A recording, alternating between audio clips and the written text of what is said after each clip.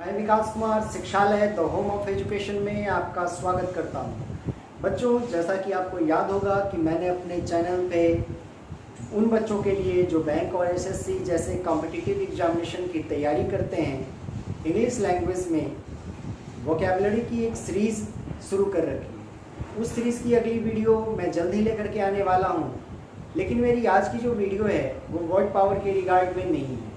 बच्चों, मेरी आज की वीडियो उन बच्चों के लिए है जो बीएड का कोर्स कर रहे हैं और जिनकी बीएड की परीक्षाएं जल्दी होने वाली हैं। अभी हाल ही में नोटिफिकेशन आया था कि भीमराव अंबेडकर यूनिवर्सिटी, जो कि बिहार की एक यूनिवर्सिटी है, वो बीएड फर्स्ट ईयर और सेकेंड ईयर का एग्जामिनेशन जल्द ही कंडक्ट करने वाली है। और जैसा कि अनुमान लगाया जा रहा है कि ये परीक्षाएँ इसी माह के अंत में शुरू भी हो जाएंगी। तो इस प्रकार से हमारे पास समय काफ़ी कम है और पढ़ने को बहुत कुछ है। मेहनत की बहुत ज़्यादा गुंजाइश है। मैं उसी मेहनत में आपका सहयोग करने के लिए हाजिर हुआ हूँ। बच्चों, मेरी आज की वीडियो उन बच्चों के लिए है जो बीएड सेकेंड ईयर की परीक्षाएं देने वाले हैं। बीएड सेकेंड ईयर के कोर्स में जो भी कोर्सेस हैं, जो भी यूनिट्स हैं, उन हर यूनिट से मैं 2 से 3 सवालों की वीडियो बनाऊंगा जो एग्जामिनेशन पॉइंट ऑफ व्यू से तो आपके लिए इम्पॉर्टेंट होंगे ही, साथ में बीएड सिलेबस के प्रति आपके माइंड में एक क्लैरिटी भी बनाएंगे। तो बच्चों, इसी को आगे बढ़ाने के लिए मैंने आज बीएड के सिलेबस में जो कोर्स 8 आता है सेकेंड ईयर में, उसके फर्स्ट यूनिट से एक सवाल लिया है। कोर्स 8 का नाम है नॉलेज एंड करिकुलम और उसकी जो फर्स्ट यूनिट है उसका नाम है knowledge and knowing. Knowledge and knowing unit से ज्ञान और जानना, ये जो यूनिट है, इस यूनिट से जो पहला संभावित प्रश्न बन सकता है वो ये है, ज्ञान की अवधारणा की व्याख्या करें। ज्ञान की अवधारणा की व्याख्या करें। Explain the concept of knowledge. बच्चों, ज्ञान क्या होता है? ज्ञान अपने आप में बहुत ही व्यापक शब्द है, काफी जटिल भी। ज्ञान की जटिलता और व्यापकता का कारण है कि ज्ञान शब्द का प्रयोग हम अनेक अर्थों में करते हैं, अनेक संदर्भों में करते हैं। ज्ञान शब्द का प्रयोग हम किसी व्यक्ति के लिए कर सकते हैं। ज्ञान शब्द का प्रयोग हम वस्तु के संदर्भ में कर सकते हैं, स्थान के संदर्भ में कर सकते हैं, गुण के संदर्भ में कर सकते हैं, अनुभव के संदर्भ में कर सकते हैं, क्षमताओं के संदर्भ में कर सकते हैं, कार्यकुशलताओं के संदर्भ में कर सकते हैं। तो बहुत सारे ऐसे तथ्य हैं, ऐसे संदर्भ हैं जहाँ पर ज्ञान शब्द को प्रयोग किया जाता है। लेकिन ज्ञान की अवधारणा को स्पष्ट करने के लिए हमारे पास 2 दृष्टिकोण मिलते हैं। वो 2 दृष्टिकोण हैं, पहला होता है वैज्ञानिक दृष्टिकोण और दूसरा होता है आध्यात्मिक दृष्टिकोण। इन हर दृष्टिकोण से ज्ञान को समझाने की कोशिश मैं करूंगा।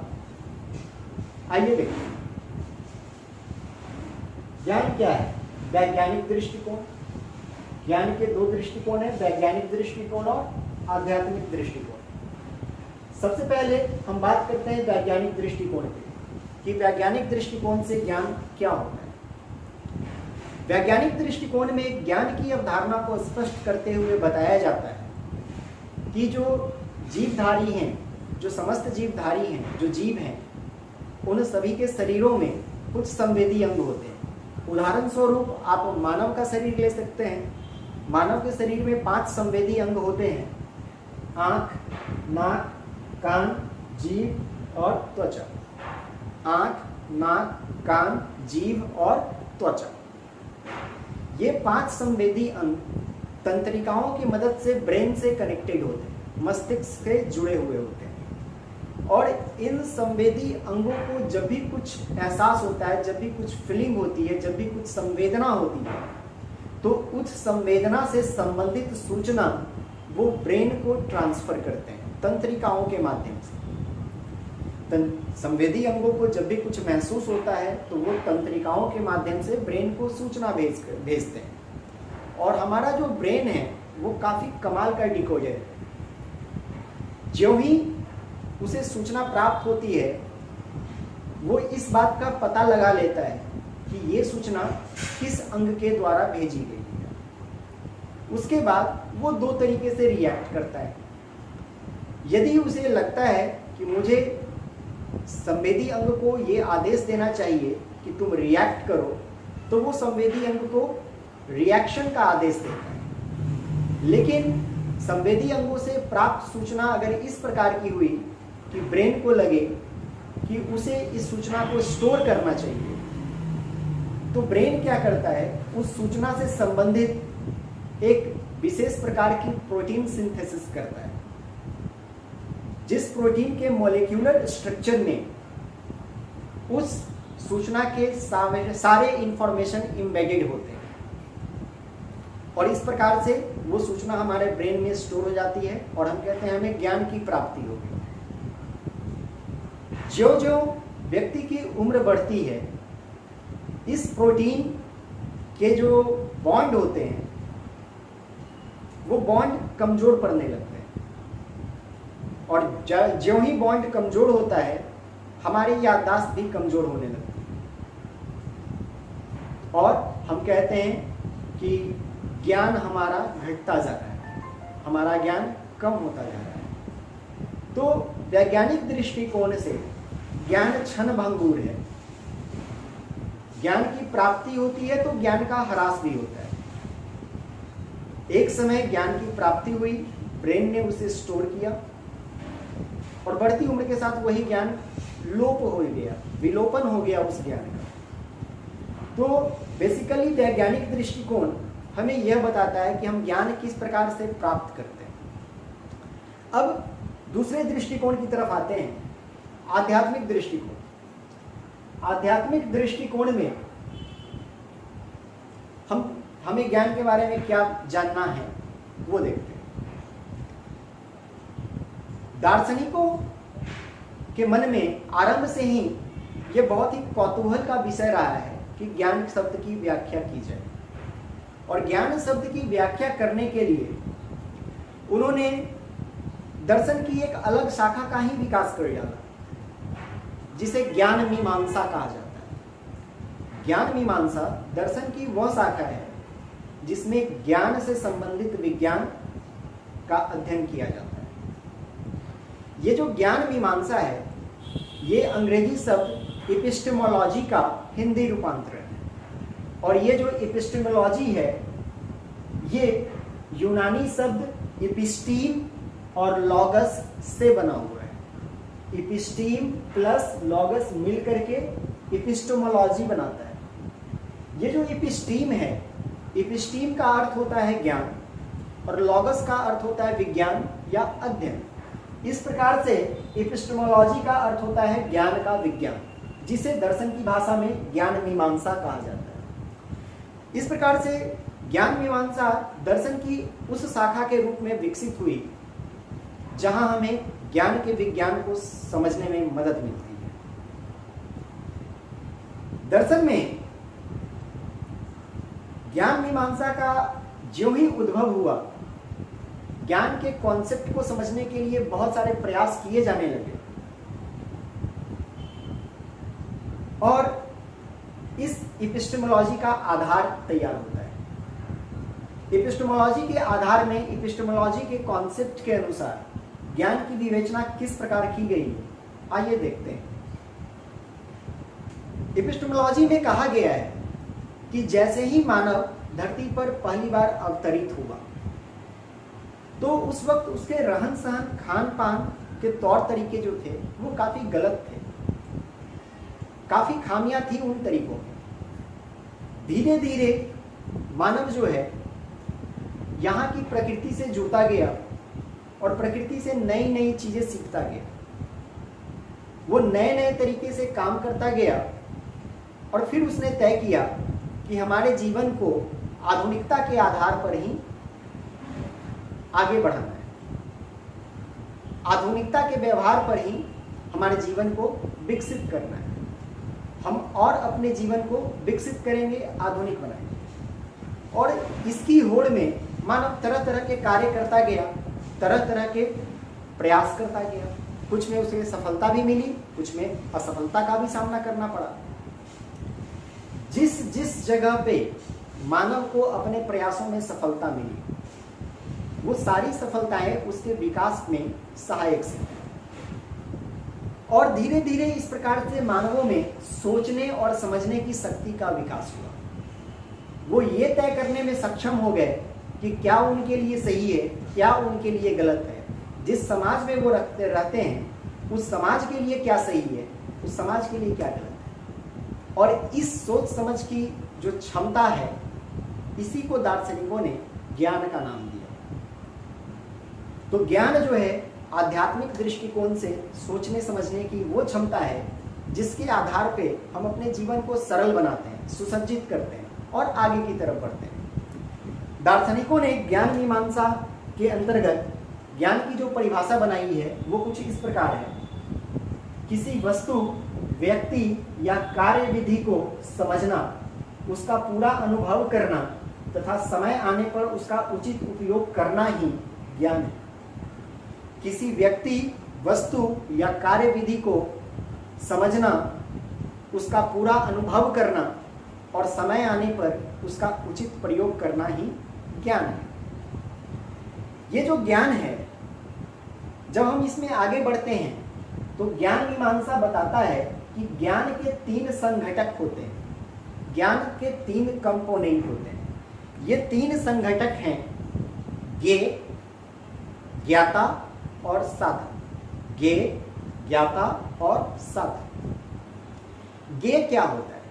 ज्ञेय वो वस्तु या वो स्थान या वो अनुभव या वो व्यक्ति है जिसके बारे में ज्ञान होता है। साधारण शब्दों में कहें तो जिसके बारे में ज्ञान हो वो ज्ञेय है, और जिसको ज्ञान प्राप्त हो वो ज्ञाता हो जाता है।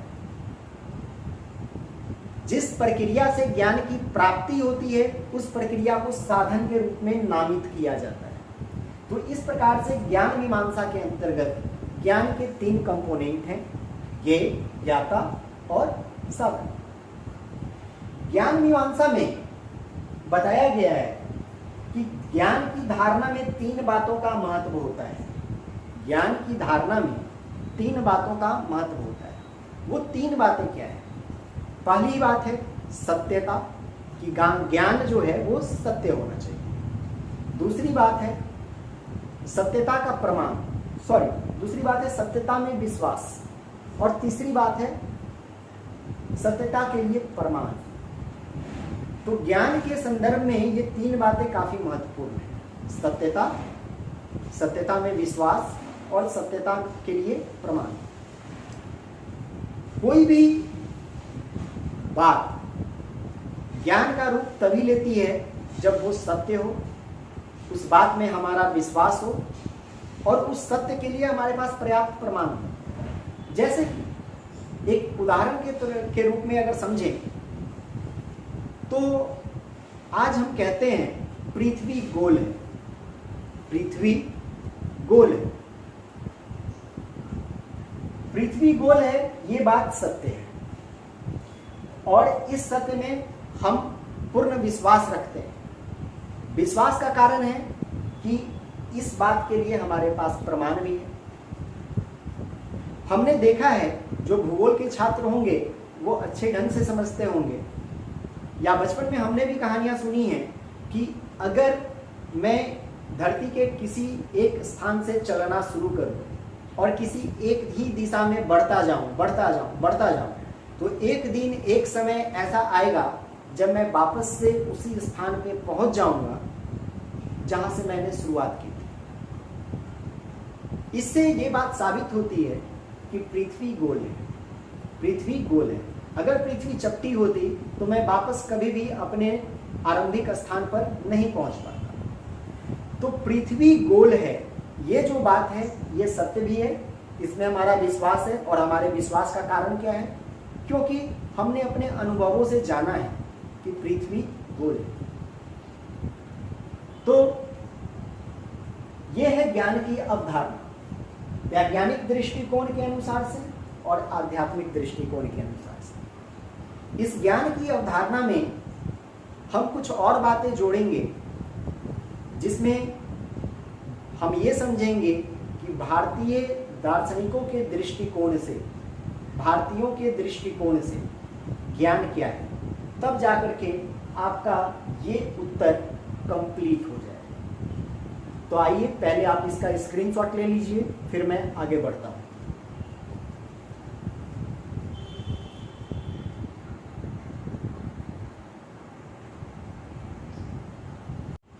उम्मीद करता हूं कि आपने स्क्रीनशॉट ले लिया होगा। तो आइए अब हम आगे बढ़ते हैं और जानते हैं कि भारतीय दृष्टि से ज्ञान क्या होता है। भारतीय दार्शनिकों ने ज्ञान को बहुत ही अलग अलग तरीके से बताया है। भारतीय दर्शन में बहुत सारे मत मिलते हैं और उन हर मत के अनुसार ज्ञान क्या है इसको जानने की प्रयास करेंगे। सबसे पहला आता है न्यायिक मत। न्यायिक मत वालों का मानना है कि ज्ञान जो है वो एक गुण है। ज्ञान आत्मा का एक गुण है जिसकी प्राप्ति अनुभूति के द्वारा होती है। अनुभूति का अर्थ अनुभव, अनुभूति का मतलब अनुभव होता है। तो न्यायिक मत वाले मानते हैं कि ज्ञान आत्मा का एक गुण है जिसकी प्राप्ति अनुभव या अनुभूति के द्वारा होती है। और ये जो अनुभूति है ये दो प्रकार की हो सकती है, यथार्थ और अयथार्थ। यथार्थ अनुभूति को प्रमा कहा जाता है और अयथार्थ अनुभूति को अप्रमा कहा जाता है। ये जो प्रमा और अप्रमा है ये वास्तव में संस्कृत भाषा से लिए गए शब्द हैं। प्रमा का अर्थ होता है ट्रू नॉलेज या फिर नॉलेज ऑफ ट्रूथ, और अप्रमा का अर्थ होता है अनप्रूवन नॉलेज और फॉल्स नॉलेज। एक उदाहरण के दृष्टिकोण से हम समझने की कोशिश करें तो हम इस प्रकार से समझ सकते हैं कि जैसे अगर मैं कोई रस्सी देखूं और रस्सी को देखकर अगर मैं रस्सी ही समझता हूं तो मैं कहूँगा ये यथार्थ अनुभूति है, ये प्रमा है।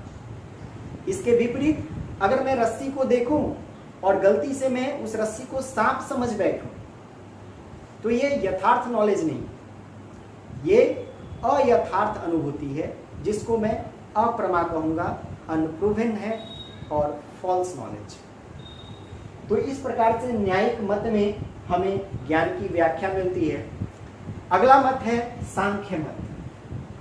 सांख्य मत में ज्ञान को लेकर के दो विचारधाराएं चलती हैं जिसको मैंने ए और बी के रूप में कोड किया है। एक मत के अनुसार ज्ञान जो है वो बुद्धि का गुण समझा जाता है।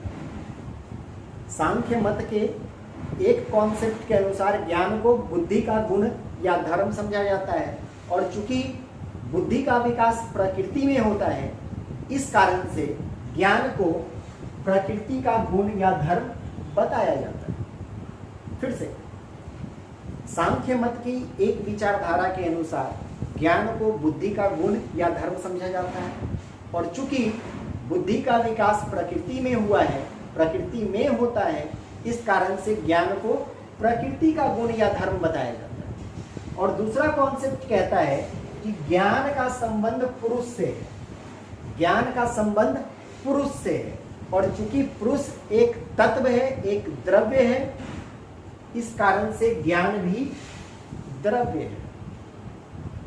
तो न्यायिक मत वालों के अनुसार ज्ञान को गुण बताया गया, और सांख्य मत में दो विचारधाराएं आई। एक विचारधारा के अनुसार ज्ञान गुण है और दूसरी विचारधारा के अनुसार ज्ञान द्रव्य है। आप इसका स्क्रीनशॉट लीजिए, फिर मैं अगले मत की तरफ आता हूं।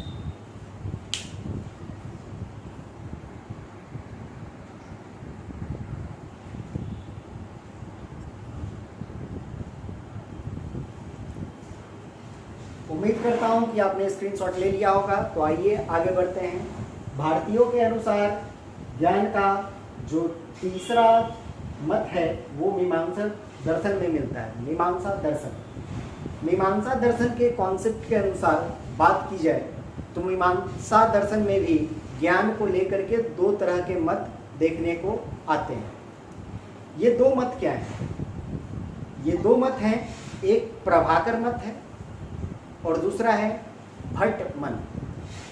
प्रभाकर मत और भट्ट मत।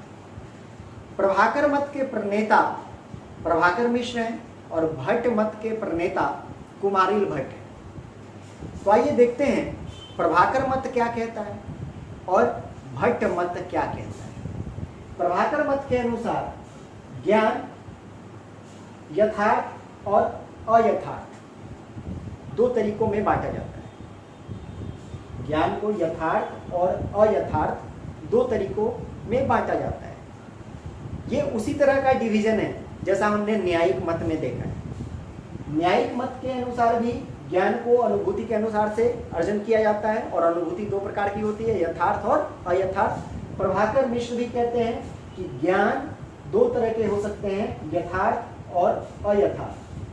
यथार्थ ज्ञान को यहाँ भी प्रमा कहा जाता है और अयथार्थ को अप्रमा। लेकिन प्रभाकर मिश्र का कहना है कि ये अयथार्थ ज्ञान जो है वो वास्तव में ज्ञान है ही नहीं, वो वास्तव में ज्ञान है ही नहीं। मीन्स प्रभाकर मिश्र केवल प्रमा को ही ज्ञान मानते हैं। इस प्रकार से प्रभाकर मिश्र के अनुसार या प्रभाकर मत के अनुयायियों के अनुसार जो सत्य है वही ज्ञान है, क्योंकि प्रमा का अर्थ तो ट्रू नॉलेज होता है। जो सत्य है वही ज्ञान है और उसे कोई प्रमाण की आवश्यकता नहीं है, ज्ञान स्वतः प्रमाणित होता है। यानी कि ज्ञान के संदर्भ में प्रभाकर मत कहता है कि ज्ञान स्वतः प्रमाणित है, यह स्वतः प्रमाण्यवाद का समर्थन करता है। भट्ट मत क्या कहता है? भट्ट मत के प्रणेता कुमारी भट्ट हैं। इनके अनुसार प्रमा भी ज्ञान है और अप्रमा भी ज्ञान है। इन्होंने भी ज्ञान को दो कैटेगरी में बांटा, प्रमा और अप्रमा। लेकिन इनके अनुसार प्रमा भी ज्ञान है और अप्रमा भी ज्ञान है। और इन्होंने प्रमा के 6 प्रकार बताए हैं और अप्रमा के 5 प्रकार बताए हैं। ये प्रकार क्या क्या है? प्रमा के 6 प्रकार प्रत्यक्ष, अनुमान, उपमान, अर्थापत्ति, शब्द और अनुपलब्धि है। प्रत्यक्ष, अनुमान, उपमान, अर्थापत्ति, शब्द और अनुपलब्धि है। और अप्रमा के 5 प्रकार हैं: स्मृति, स्वप्न, संशय, विपर्य और संभाव। आप इसका स्क्रीनशॉट लीजिए, फिर मैं अगले मत की बात करता हूं।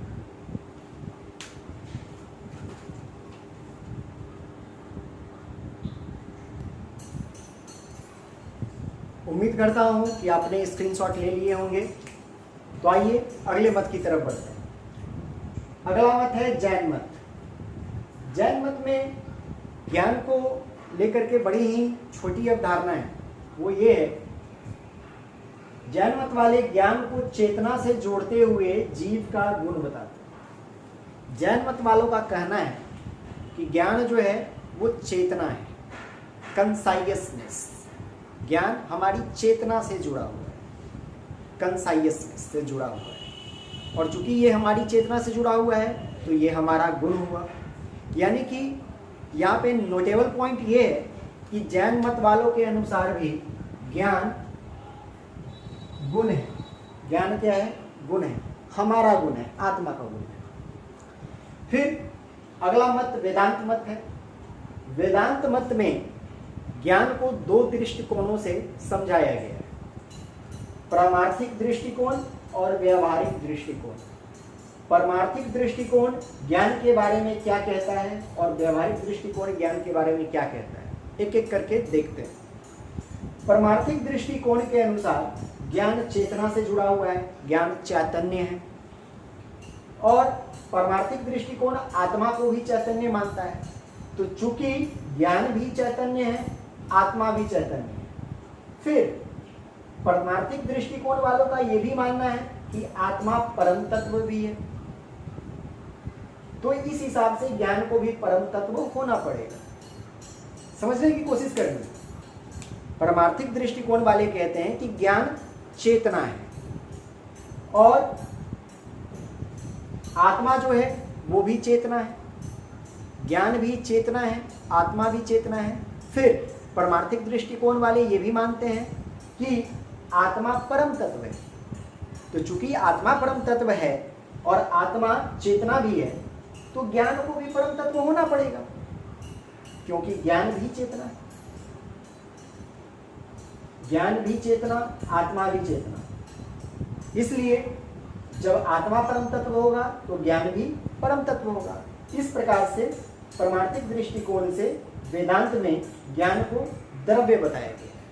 ज्ञान को द्रव्य बताया गया है, द्रव्य। व्यवहारिक दृष्टिकोण में ज्ञान का फिर से वही क्लासिफिकेशन सामने आता है। व्यवहारिक दृष्टिकोण में वेदांत मत वालों ने भी ज्ञान को प्रमा और अप्रमा के रूप में बांटा है। आई होप कि अब तक आपको समझ में आ गया होगा कि प्रमा क्या है और अप्रमा क्या है। मैं फिर से एक बार बता देता हूँ। Prama means true knowledge, aprama means false knowledge. तो अब अगले मत की तरफ देखते हैं, बौद्ध मत।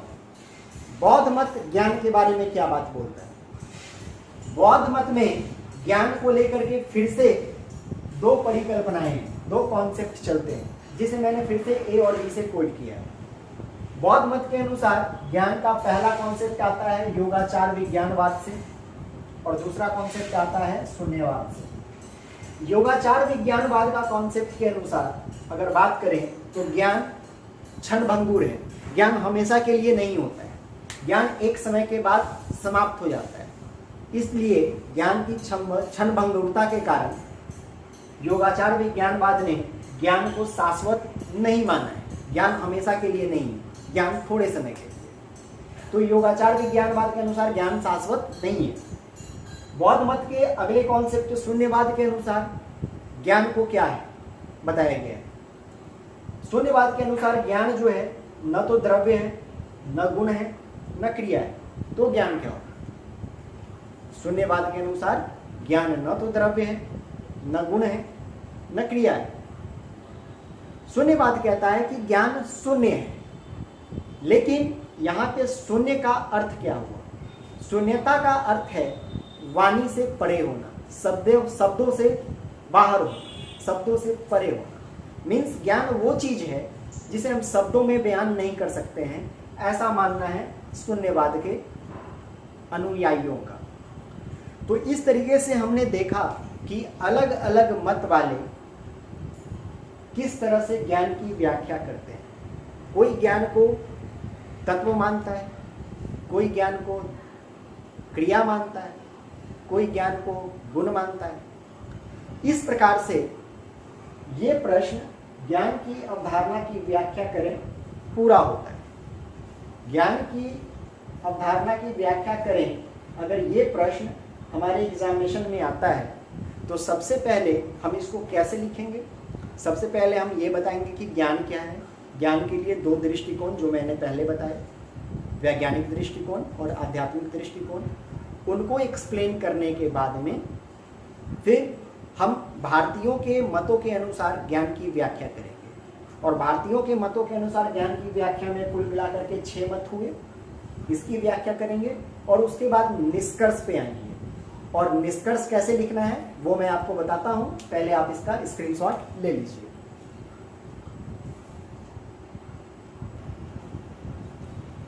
आई होप कि आपने स्क्रीनशॉट ले लिया होगा। तो आइए अब हम देखते हैं कि इस क्वेश्चन का समापन कैसे करना है। उतने सारे कॉन्सेप्ट को लिखने के बाद में हम इस क्वेश्चन को समापन करने के लिए अंत में निष्कर्ष लिखेंगे। निष्कर्ष कैसे लिखना है इसे मैंने लिख दिया है, मैं एक बार पढ़ के बता देता हूँ। ज्ञान की अवधारणा के संबंध में अलग अलग मतों व दृष्टिकोणों को समझने के बाद यह स्पष्ट होता है कि ज्ञान केवल अनुभूति मात्र नहीं है। अनुभूति मात्र बाह्य स्वरूप की होती है, परंतु जब वस्तु के बाह्य स्वरूप को देखने के बाद उसके बारे में पूरी जानकारी हो जाए तो यह स्थिति संभवतः ज्ञान की हो सकती है। ऐसी ज्ञान प्राप्ति की स्थिति को ही ज्ञान चक्षु का खुल जाना कहते हैं।